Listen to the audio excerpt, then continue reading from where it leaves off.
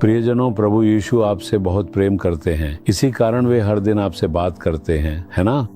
वे आपको प्रोत्साहित करने के लिए प्रतिदिन एक वचन देते हैं, क्योंकि जिस संसार में हम रहते हैं वह दुख, उत्पीड़न, क्लेश और धमकियों से भरा हुआ है।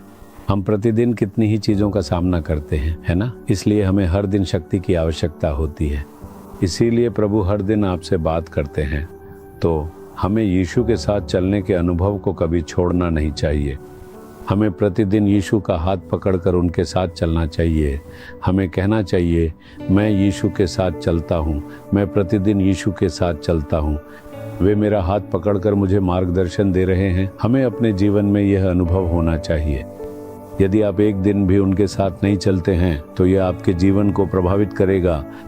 इसीलिए आपको यीशु के वचन को ध्यानपूर्वक सुनना चाहिए और उनके साथ चलने के अनुभव में बढ़ना चाहिए।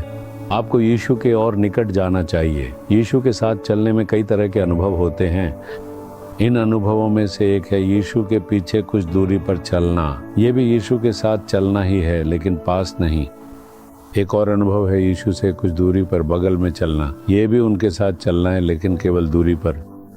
लेकिन कल्पना कीजिए कि उनके हाथ को पकड़कर उनके बिल्कुल पास चलना कैसा होगा। आप और यीशु बहुत करीब होंगे। यह परमेश्वर के साथ और भी निकटता से चलना है। आप कहेंगे, मैं उनके हाथ को पकड़कर उनके बहुत पास चल रहा हूँ। इनमें से आपका अनुभव कौन सा है? क्या आप उनके पीछे दूरी पर चल रहे हैं? क्या आप उनके बगल में दूरी पर चल रहे हैं? या फिर आप उनका हाथ पकड़कर उनके पास चल रहे हैं? सोचिए जरा, क्या आप उनके करीब हैं? केवल तभी आपके और प्रभु के बीच दूरी आएगी जब आपके साथ उनका संबंध सही नहीं होगा। लेकिन जब आपके साथ उनका संबंध पूर्ण होगा तो निकटता होगी। इसलिए आपको उनसे दूर नहीं रहना चाहिए, बल्कि अपने जीवन पर ध्यान देना चाहिए ताकि आप उनके करीब रह सकें। इसके लिए आपको अपने हृदय की जांच करनी चाहिए और यह पक्का कर लेना चाहिए कि आप व्यक्तिगत प्रार्थना में प्रभु के साथ समय बिताएं। इसीलिए हम आपको प्रोत्साहित करते हैं कि आप सुबह उठते ही बाइबल पढ़ें, प्रार्थना करें और प्रभु से खुलकर बात करें। जब आप थोड़ा सा भी अंतर छोड़ देते हैं तो वह धीरे धीरे बढ़ता जाता है और आपको पता चले आप खुद को उनसे दूर महसूस करेंगे। हमें ऐसा नहीं होना चाहिए। प्रभु के साथ रहना हमारे लिए बहुत महत्वपूर्ण है। प्रभु के और अधिक करीब आने की इच्छा के साथ आपको उनका हाथ पकड़कर चलना चाहिए। ठीक है, प्रभु आज आपको एक वचन दे रहे हैं। यह यहेजकेल अध्याय 36 वचन 9 में लिखा है, और देखो मैं तुम्हारे पक्ष में हूँ और तुम्हारी ओर कृपा दृष्टि करूंगा और तुम जोते बोए जाओगे। प्रभु कहते हैं, मैं तुम्हारे पक्ष में हूँ और तुम्हारी ओर कृपा दृष्टि करूंगा। इसका अर्थ है प्रभु की दृष्टि हमेशा आप पर बनी रहेगी।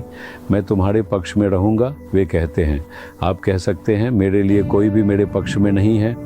घर में हो, काम पर हो या मेरे पड़ोस में, हर कोई मेरे खिलाफ ही लगता है। हर कोई मेरे खिलाफ है और मेरे पक्ष में कोई नहीं है। कोई भी मेरे लिए बोलता या मेरा सहारा करता नहीं दिखता। लेकिन प्रभु कहते हैं, प्रिय, मैं तुम्हारे लिए तुम्हारे पक्ष में हूँ।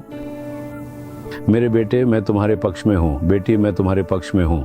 अगर दूसरे लोग तुम्हारे पक्ष में नहीं हैं तो क्या? यीशु कहते हैं, तुम लोगों से अपने पक्ष में होने की उम्मीद क्यों करते हो? तुम कहते हो, वे सब मेरे खिलाफ हो गए हैं। उनमें से कोई भी मेरे लिए नहीं बोल रहा है या मेरी मदद नहीं कर रहा है। वे सब मेरे खिलाफ हो गए हैं। तुम गलत समझ रहे हो और खुद को अकेला बना रहे हो। लोगों को छोड़ो। यीशु के साथ तुम्हारी संगति का क्या प्रभु ये नहीं कहते, मैं तुम्हारे लिए हूँ? वह ये भी कहते हैं, मैं तुम्हारी ओर मुड़ूंगा।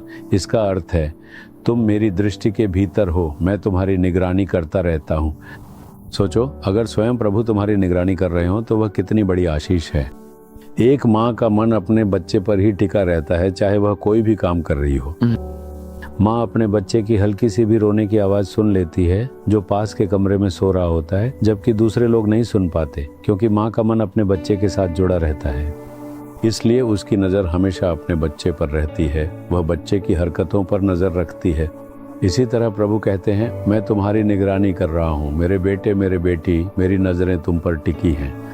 इसलिए मत डरना। प्रभु वादा करते हैं, मैं तुम्हारे लिए हूँ और मैं तुम्हारी ओर मुड़ूंगा। मुझे पता है जब तुम दुखी होते हो। मुझे पता है जब तुम डरते हो। मुझे पता है जब तुम निराश होते हो।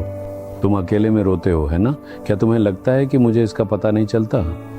जब बत्तियां बुझ जाती हैं तब तुम अपने तकिए को आंसुओं से भिगो देते हो, है ना? मैं यह भी देख रहा हूँ और मैं तुम्हारी मदद करने के लिए तैयार हूँ। मैं तुम्हारे साथ तुम्हारे पास हूँ, फिर तुम रो क्यों रहे हो? दूसरे लोग जो चाहे कहें और जैसा चाहे करें, क्या मैं तुम्हारे लिए काफ़ी नहीं हूँ? प्रभु ऐसा कहते हैं। बताओ, इससे बड़ा सौभाग्य और क्या हो सकता है? वह कह रहे हैं कि मैं तुम्हारे लिए पर्याप्त हूँ, है ना? तो कहो, प्रभु आप मेरे लिए हैं और आप हमेशा मेरी देखभाल कर रहे हैं, मुझे और क्या चाहिए?